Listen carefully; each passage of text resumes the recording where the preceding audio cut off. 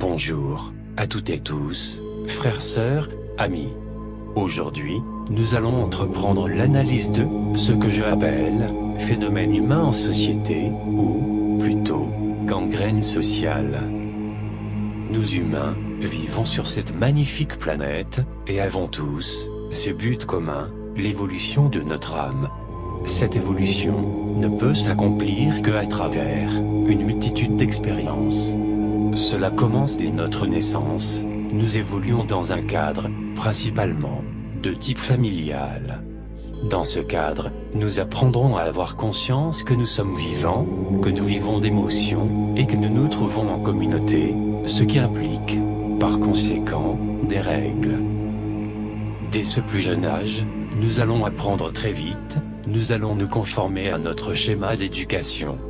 Nous allons manger par mimétisme, nous allons consommer et avoir envie de posséder, de la même façon, en prenant exemple sur celui, ou celle, ou ceux qui nous élèvent. Dans ce type d'évolution, par l'exemple donné, cela nous fait entrevoir la possibilité que notre modèle d'éducation ne fonctionne pas plus.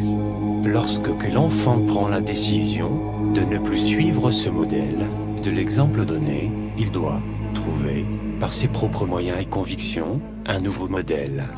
La problématique que nous vivons aujourd'hui se situe dans ce nouvel archétype adopté par l'ensemble de la population. Les nouveaux modèles de vie sont constitués à 90% de corruption de l'esprit. Cela ne se remarque pas, sauf si un individu commence à se poser des questions et souhaite prendre ses décisions à travers autre chose que les valeurs imposées par une société décadente, perverse, sadique et immorale. Cette approche de déshumanisation, je l'appelle processus de désocialisation, certains vont employer le terme moutonnage, mais cela est trop réducteur. Le but, mais quel serait le but, me direz-vous? Simple, nous faire oublier nos racines profondes, notre relation au sacré et notre nature éternellement divine. Sans cet oublié, nous ne pourrions accepter de détruire notre planète dans le seul but d'enrichir les 1%. Nous ne serions plus de bons soldats, nous ne pourrions plus consommer sans avoir conscience des répercussions immédiates sur notre écosystème, et le tolérer. Nous n'accepterions plus la dévalorisation des valeurs de l'éducation de nos enfants. Nous ne serions plus de bons esclaves consommateurs et non pensants. Voici les raisons. L'histoire qui nous est enseignée est pleine d'inepties, de mensonges quant à nos origines et notre évolution. Mais cela leur est nécessaire, et ce processus d'oubli fait partie du plan, celui de la mise en place du nouvel ordre mondial. Nous humains, peu importe où, avons tant de mal à établir un événement comme étant juste un fait. Pourtant, si nous acceptons que notre vie est une vie d'apprentissage, alors nous devons traverser chaque épreuve comme étant nécessaire et non une relative à une fatalité ou un coup du destin. Si votre voiture tombe en panne, dites plutôt merci, cela vous a certainement empêché d'avoir un grave accident. Chaque chose qui traverse nos vies ne sont là que nous faire apprendre une leçon. Tant que celle-ci n'est pas comprise ou acquise, les mêmes phénomènes se reproduiront inlassablement. Jusqu'au moment où vous aurez compris l'importance des événements qui traversent nos vies. Ici, il n'est pas question de convaincre de vivre en autarcie, mais d'avoir conscience que notre société est déstabilisante, aussi bien dans notre assiette, que dans notre couple, que dans notre travail.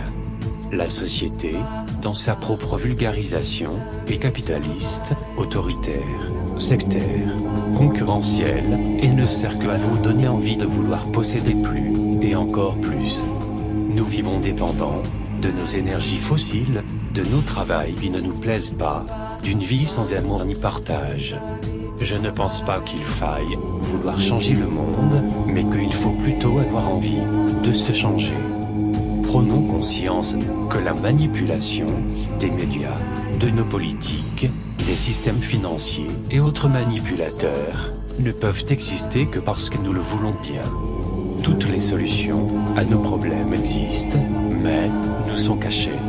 Cherchez, prenez du temps, sans télévision, pour voir ce qu'il se passe à l'extérieur, mais surtout ce qu'il se passe à l'intérieur de votre foyer, à l'intérieur de votre cœur. Rares seront ceux qui seront pleinement satisfaits, ou bien ils auront pris la décision de ne pas voir ce qu'il se passe ailleurs. Nous nous détestons, nous sommes en compétition, nous sommes dépendants. Ce plan qui consiste à nous séparer et à nous diviser fonctionne. La solution est simple, prendre conscience de nos valeurs, nos vraies valeurs, celles qui nous constituent. Rien n'est plus beau que lorsque il n'y a plus de bataille, plus d'envie jalouse, plus de querelles futiles, créées par les médias ou la télévision, qui ne font que vouloir vous donner envie de n'en avoir plus. La simplicité de les redécouvertes, des valeurs profondes intrinsèques, à qui nous sommes, nous feront changer les choses, et changer le monde. Nous sommes enfants des étoiles, nous sommes en évolution, nous devons gravir les épreuves pour nous rapprocher de la perfection qu'il est possible d'atteindre sur notre planète de 3e dimension. Une citation dit: nous travaillons pour nous enrichir, nous nous enrichissons pour nous soigner, nous nous soignons pour vivre, mais nous ne prenons pas le temps de vivre, jusqu'au moment où nous allons mourir. Nous voulons reproduire, dans nos projections de vie, ce que nous voyons depuis notre plus petite enfance. Nous voulons adopter ce modèle de travail, mariage, enfants, vacances, retraite et mort. À quel moment prenons-nous en compte le simple fait de vivre et voir ce qu'il va se passer, en s'adaptant au moment présent, avec pour objectif de vivre le bonheur tel nos propres projections? La société préfère nous voir drogués aux antidépresseurs plutôt que de nous voir animés par la joie et la bonté, parce que cela n'est pas rentable. Prenez soin de vous et de vos âmes. Merci de m'avoir suivi. À bientôt.